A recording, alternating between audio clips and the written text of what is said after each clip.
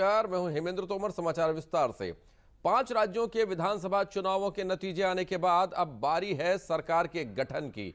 Bharatiya Janata party ने उत्तर प्रदेश के लिए गृह मंत्री अमित शाह को पर्यवेक्षक नियुक्त किया है और सह पर्यवेक्षक के रूप में झारखंड के पूर्व मुख्यमंत्री रघुवर दास को नियुक्त किया गया है। नए मंत्रिमंडल की रूपरेखा तय करने के लिए होली के बाद गृह मंत्री अमित शाह और सह पर्यवेक्षक रघुवर दास प्रदेश का दौरा करेंगे और साथ ही वरिष्ठ नेताओं के साथ मुलाकात करेंगे। सरकार गठन की उत्तराखंड, गोवा और मणिपुर में भी भाजपा रणनीति बनाने में जुट गई है। उत्तराखंड में मुख्यमंत्री पुष्कर सिंह धामी के चुनाव हारने के बाद नेता आखिर कौन होगा, इस पर सबकी निगाहें लगी हैं। उत्तराखंड के लिए राजनाथ सिंह, मणिपुर के लिए निर्मला सीतारमण और गोवा के लिए नरेंद्र सिंह तोमर के नाम का ऐलान पर्यवेक्षक के तौर पर हुआ है। चारों राज्यों में सह पर्यवेक्षक भी नियुक्त किए गए हैं। 5 राज्यों में विधानसभा के चुनाव खत्म होने के बाद से सरकार के गठन को लेकर प्रदेशों की राजधानियों से लेकर राष्ट्रीय राजधानी दिल्ली तक सरगर्मियां तेज हैं। बैठकों और मेल मुलाकातों का दौर जारी है। पहाड़ी राज्य उत्तराखंड के लिए अभी भी ये सवाल कायम है कि आखिर किसके सर सजेगा ताज।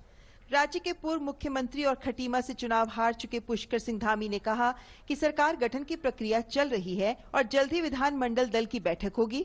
वहीं भाजपा नेता दुष्यंत गौतम ने भी इस संबंध में जल्द निर्णय की बात कही। पर्यवेक्षक जाएंगे, पर्यवेक्षक वहां से रिपोर्ट लेकर आएंगे और रिपोर्ट के बाद में सारा निर्णय हो जाएगा।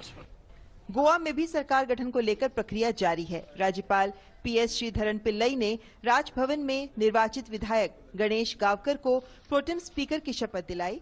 नवनिर्वाचित विधायकों को मंगलवार को शपथ दिलाई जाएगी। मैं सबसे पहले हमारे MLA जो गणेश गावकर इलेक्ट होके आए हैं, उनको आज गवर्नर ने ऑथराइज्ड पर्सन बोल के अपॉइंट किया है। बाकी सभी MLA को शपथ दिलाने के लिए आज उनको शपथ यहाँ दिलाया और 39 MLA को शपथ दिलाने के लिए कल 11:30 बजे जो हाउस कॉल किया है, तो 11:30 बजे कल हाउस में सभी MLA को शपथ दी जाएगी। मणिपुर में 12वीं विधानसभा के नवनिर्वाचित सदस्यों ने शपथ ली। विधानसभा के अस्थायी अध्यक्ष S राजेन ने विधायकों को शपथ दिलाई। राज्य में हाल ही में हुए विधानसभा चुनाव में भारतीय जनता पार्टी को पूर्ण बहुमत मिला है। भाजपा नेताओं ने सरकार गठन और मुख्यमंत्री के चयन के लिए विचार विमर्श शुरू कर दिया है। इस बीच पंजाब के मुख्यमंत्री होने जा रहे भगवंत मान ने लोकसभा की सदस्यता से इस्तीफा दे दिया है। वे बुधवार को भगत सिंह के पैतृक गांव खटकर कला में मुख्यमंत्री पद की शपथ लेंगे। मैं मिस करूंगा इस सभा को, देश की सबसे बड़ी पंचायत को, लेकिन पंजाब के लोगों ने बहुत बड़ी जिम्मेदारी दे दी है पूरे पंजाब की सेवा करने की। लेकिन मैं संगरूर के लोगों से वादा करता हूं, बड़ी जल्दी एक और आवाज यहां पर संसद में गूंजेगी।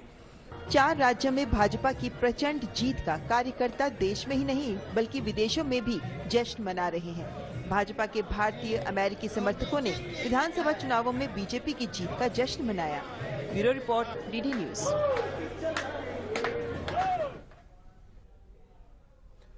राजधानी नई दिल्ली में आज भारतीय जनता पार्टी की संसदीय दल की बैठक हुई। बैठक में प्रधानमंत्री नरेंद्र मोदी उपस्थित रहे। इसके साथ केंद्रीय गृह मंत्री अमित शाह, रक्षा मंत्री राजनाथ सिंह, बीजेपी अध्यक्ष JP नड्डा समेत कई वरिष्ठ भाजपा नेता और सांसद भी शामिल हुए।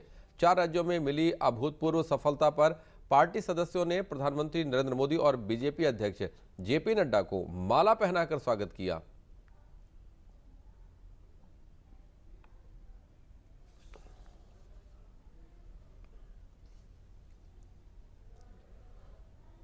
कोविड रोधी मुफ्त टीकाकरण अभियान को और आगे बढ़ाते हुए कल 16 मार्च से 12 से 14 आयु वर्ग के बच्चों का टीकाकरण शुरू किया जा रहा है। केंद्रीय स्वास्थ्य मंत्री मनसुख मांडविया ने अपने ट्विटर हैंडल के जरिए ये जानकारी साझा की। इसके साथ ही 60 साल से अधिक आयु के सभी लोग एहतियातन टीका अब लगवा सकेंगे। कोरोना रोधी टीकाकरण कार्यक्रम के दायरे में 12 से 14 वर्ष के आयु के बच्चे भी शामिल होंगे। इसके साथ ही 60 वर्ष से अधिक आयु के सभी लोग अब बूस्टर डोज ले सकते हैं। केंद्रीय स्वास्थ्य मंत्री मनसुख मांडविया ने ट्वीट कर इसकी घोषणा की है। केंद्रीय मंत्री ने कहा, बच्चे सुरक्षित तो देश सुरक्षित। मुझे बताते हुए खुशी है कि 16 मार्च से 12, 13 और 13-14 आयु वर्ग के बच्चों का कोरोना रोधी टीकाकरण शुरू हो गया है। साथ ही 60 वर्ष से अधिक आयु के सभी लोग प्रिकॉशन डोज लगवा पाएंगे। देश में फिलहाल कोरोना संक्रमण के सक्रिय मामले 36,168 हैं। ये 675 दिनों में सबसे कम है। पिछले 24 घंटे में 2,503 नए मामले सामने आए, जो पिछले 680 दिनों में सबसे कम आंकड़ा है। इस बीच सुप्रीम कोर्ट ने कोरोना से मौत के मामले में मुआवजे के लिए झूठे दावों पर चिंता जताई है। कोर्ट ने कहा कि जब हमने मुआवजे का आदेश दिया था तब कल्पना भी नहीं की थी कि इसके लिए झूठे दावे भी होंगे। कोरोना संक्रमण के जन्मदाता देश चीन में कोविड-19 के अत्यधिक संक्रामक ओमिक्रॉन स्वरूप के मामले बढ़ते जा रहे हैं। नए मामलों में से सबसे ज्यादा मामले सुदूर उत्तर पूर्वी जिलिन प्रांत से सामने आए। ताजा कोविड-19 के प्रकोप के बीच शंघाई में स्कूलों, पार्कों को बंद कर दिया गया है और यात्राओं को प्रतिबंधित कर दिया गया है। फ्रांस ने अपने अधिकांश कोविड प्रतिबंधों को हटा दिया है, जिसमें वैक्सीन पास और अनिवार्य मास्क पहनना शामिल है। अब बच्चों के लिए कक्षाओं में फेस मास्क अनिवार्य नहीं होगा और उन्हें दुकानों, सार्वजनिक सेवाओं और कार्यस्थलों पर पहनने की आवश्यकता को भी समाप्त कर दिया गया है। ब्यूरो इनपुट्स के साथ नीतेंद्र सिंह की रिपोर्ट, डीडी न्यूज। हिजाब विवाद पर सुनवाई पूरी होने के बाद आज कर्नाटक हाई कोर्ट ने अपना फैसला सुना दिया है। कोर्ट ने इस मामले पर याचिका खारिज कर कहा कि हिजाब इस्लाम धर्म का अनिवार्य हिस्सा नहीं है।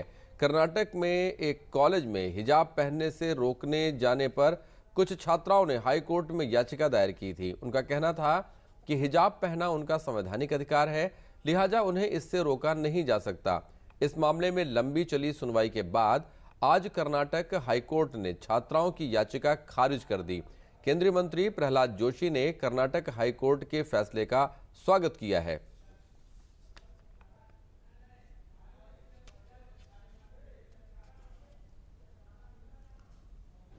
ये संकुचित चीजों में हम नहीं पड़ना है।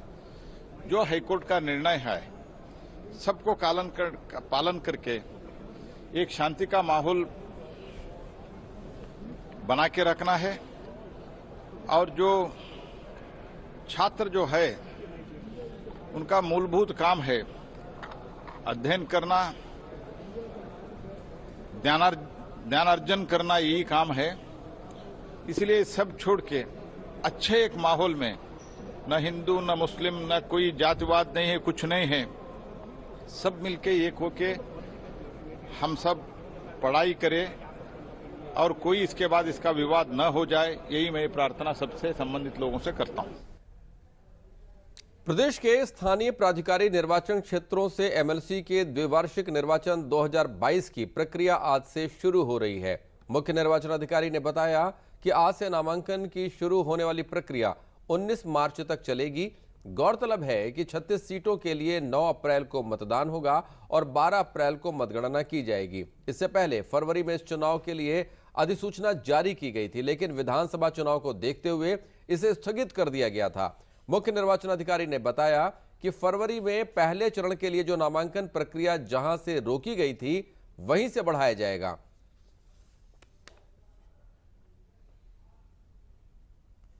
भारतीय जनता पार्टी ने अपने चुनावी वादे को पूरा करने की दिशा में कदम बढ़ाया है। भाजपा ने चुनाव के दौरान होली और दिवाली उज्ज्वला योजना के तहत मुफ्त सिलेंडर देने का वायदा किया था। इसी के तहत होली में पहला मुफ्त गैस सिलेंडर देने के लिए खाद्य और रसद विभाग ने प्रस्ताव शासन को भेजा है। प्रदेश में 1,65,00,000 उज्ज्वला योजना के लाभार्थी हैं। होली पर सिलेंडर देने से सरकार पर 3,000 करोड़ रुपए का भार आएगा। प्रदेश के अपर मुख्य सचिव गृह अवनीश अवस्थी कल राम की नगरी अयोध्या पहुंचे, जहां उन्होंने सबसे पहले रामलला का दर्शन पूजन किया और परिसर में बन रहे राम मंदिर के निर्माणाधीन स्थल का निरीक्षण भी किया, जहां उन्होंने राम जन्मभूमि जाने वाले श्रद्धालुओं की सुविधाओं के लिए बन रहे नए मार्ग का भी निरीक्षण किया। तत्पश्चात श्री राम जन्मभूमि तीर्थ क्षेत्र ट्रस्ट के महासचिव चंपत राय एवं ट्रस्ट के अन्य पदाधिकारियों के साथ राम मंदिर निर्माण को लेकर समीक्षा बैठक भी की। रामलला के गर्भगृह के दर्शन के बाद रामलला को भोग लगा हुआ भोजन प्रसाद भी ग्रहण किया। रामलला के दर्शन के बाद मीडिया से बात करते हुए अवनीश अवस्थी ने कहा कि विकास कार्यों का तेजी से कार्य हो रहा है। धर्मार्थ कार्य विभाग की ओर से सुग्रीव किला मार्ग का तेजी से कार्य किया जा रहा है। प्रदेश में भाजपा की सरकार बनते ही सरकारी अमला योगी सरकार के वादों को जमीन पर उतारने में जुट गया है। इसी क्रम में उत्तर प्रदेश परिवहन विभाग बुजुर्ग महिलाओं को फ्री बस यात्रा कराने की तैयारी में जुट गया है। महिलाओं को फ्री बस यात्रा कराने की योजना को लेकर क्षेत्रीय प्रबंधक द्वारा कल केंद्रीय कार्यालय को रिपोर्ट सौंपी गई।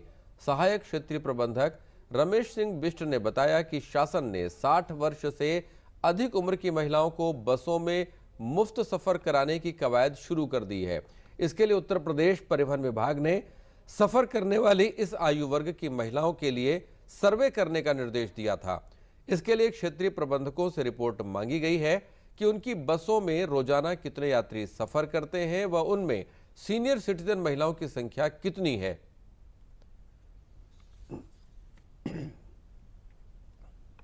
सरकार का ये एक प्रपोजल है कि बुजुर्गों को निःशुल्क यात्रा कराई जाए। तो इस संबंध में विभिन्न स्तरों पर क्षेत्रीय स्तर पर किए गए सर्वे के अनुसार ये रिपोर्ट क्षेत्रीय प्रबंधकों के स्तर से मुख्यालय जाएगी। उसके बाद एक शासन को प्रस्ताव जाना होगा, उसके बाद ही इस पर कोई निर्णय होगा। जो भी निर्णय होगा उसको इम्प्लीमेंट करेंगे। वोकल फॉर लोकल का मंत्र रंगों के पर्व होली के सफल होता दिखाई पड़ रहा है। जनपद मुरादाबाद में होली पर लगने वाले बाजार में स्थानीय स्तर पर बनने वाले रंगों, गुलालों और पीतल कारीगरों द्वारा बनाई गई मेटल की सुंदर सुंदर पिचकारियां दुकानों पर सज गई हैं। लोग भी चाइनीज पिचकारियों और रंगों के मुकाबले देशी रंगों और पिचकारियों की ज्यादा खरीदारी कर रहे हैं। ग्राहकों का कहना है कि बाजार में बिकने वाली चाइनीज पिचकारी और रंगों से कहीं ज्यादा बेहतर देशी पिचकारियां और रंग हैं। यह हमारे पर्यावरण और स्वास्थ्य के लिए भी हानिकारक नहीं है। इससे लोकल स्तर पर लोगों को रोजगार भी मिलता है।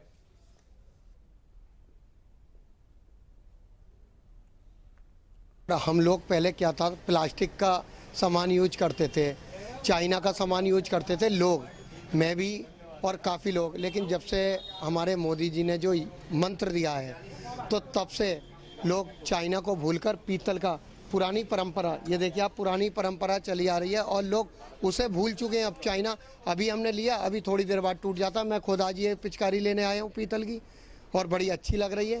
क्यों, थोड़े पैसे भी, ऐसा कुछ नहीं है, हमारी हर समय इसमें रकम खरी है। चाइना अभी 10 मिनट में बच्चा तोड़ देता है और इसे देखकर बच्चा भी खुश रहता है।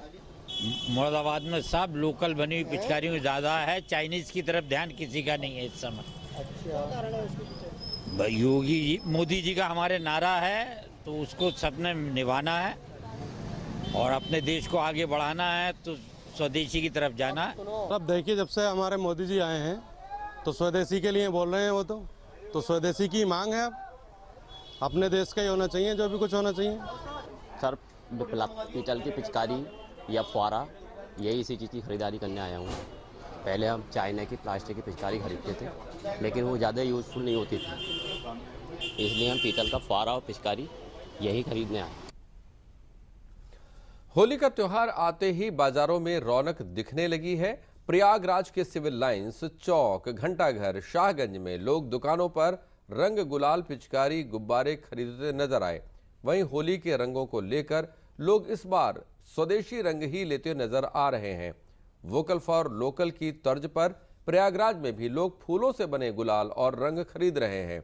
दुकानदारों का कहना है, पहले चाइना से बने डिब्बे वाले रंग देश में आते थे, जिसे लगाने के बाद लोगों के चेहरे पर नुकसान हुआ करता था और उसमें आमदनी भी दूसरे देश को होती थी। अब देश में बने हर्बल रंग और फूलों से बने गुलाल की डिमांड ज़्यादा होने से हम दुकानदारों को भी फायदा हो रहा है और इन रंगों से किसी के चेहरे पर नुकसान भी नहीं होता है।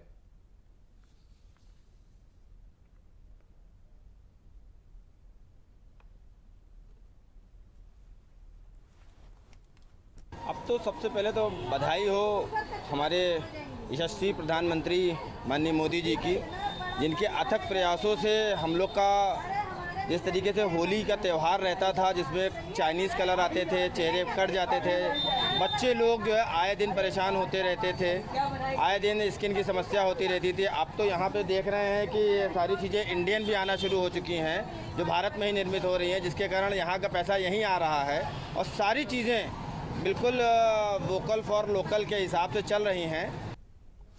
मेरठ में भी बाजारों और घरों में होली की तैयारियां शुरू हो गई हैं। इस बार जहां बाजार प्रधानमंत्री का संदेश वोकल फॉर लोकल दे रहा है, वहीं लोगों ने भी इस होली में मन बना लिया है कि वह भी स्थानीय उत्पाद ही खरीदेंगे। मेरठ में होली के अवसर पर महिलाएं प्रधानमंत्री के वोकल फॉर लोकल के संदेश को साक्षात कर रही हैं। जहां महिलाओं ने अपना रोजगार शुरू किया है, वहीं बाजारों में भी स्थानीय सामानों की खरीदारी बढ़ी है।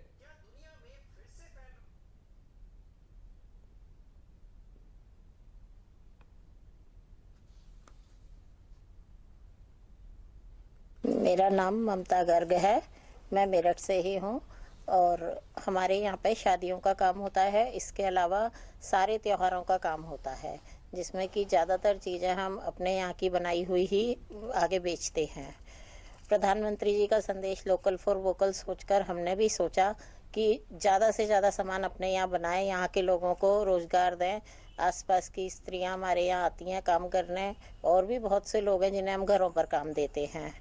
हम लोग घर में घर के बने हुए प्रोडक्ट अपने हाथ से बना के सेल करते हैं, और जो प्रधानमंत्री मोदी जी का है वोकल फॉर लोकल, वो सब चीज़ें हम उनसे इंस्पायर हैं, तो उन्हीं के बिहाफ, मतलब उन्हीं के हिसाब से हम ये काम कर रहे हैं और हमें बहुत एप्रिशिएशन मिल रहा है। सब लोग बहुत पसंद कर रहे हैं। हमारे प्रधानमंत्री जी ने बोला है लोकल इज़ वोकल, मीन्स कि जो हमारे यहाँ के सारे कारीगर हैं, लोकल लोग रहने वाले होते हैं, तो उनको रोज़गार मिले, वो तरह तरह का उत्पादन करें। उनको अच्छी अच्छी चीज़ें बनाने के बाद बहुत सुंदर तरीके से बनाते हैं यहाँ पे, और बहुत ही सुंदर तरीके से ये लोग इसको प्रेजेंटेशन भी बहुत अच्छी कर रखी है। और हमारे को मेन जो हमारा फोकस है यहाँ पे, वो इस चीज़ पे रहता है कि जो लोकल यहाँ के स्थानीय लोग हैं, हमारे आसपास के लोग हैं, उनके लिए इस चीज़ को रोज़गार को बढ़ावा मिले, उनकी इनकम बढ़े।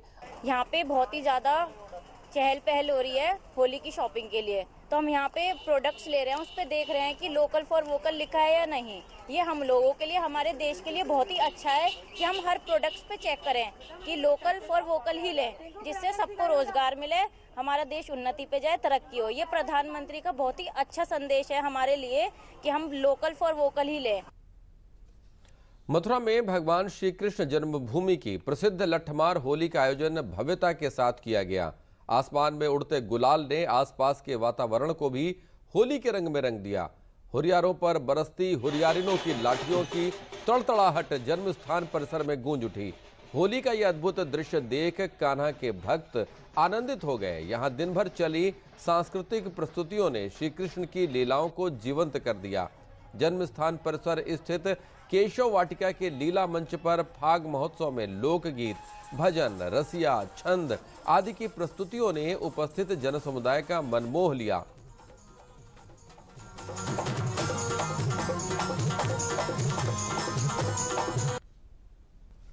Centre for advocacy and research के सहयोग से फर्रुखाबाद में स्वास्थ्य संचार सुदृढ़ीकरण की मीडिया कार्यशाला का आयोजन किया गया। कार्यशाला में मुख्य चिकित्सा अधिकारी सतीश चंद्रा ने कहा कि कोविड-19 को लेकर मीडिया ने जो सकारात्मक भूमिका निभाई है, उसी का नतीजा है कि जनपद में इसका संक्रमण नियंत्रित है। उन्होंने कहा कि इसी तरह से मीडिया से अपेक्षा है कि वह सघन मिशन इंद्रधनुष अभियान और 20 मार्च से शुरू होने वाले पोलियो अभियान में भी अपना सहयोग देंगे। कार्यशाला में डॉक्टरों द्वारा क्षय रोग, फाइलेरिया रोग, सघन मिशन इंद्रधनुष अभियान, पोलियो अभियान और मलेरिया आदि बीमारियों की विस्तार से जानकारी दी गई।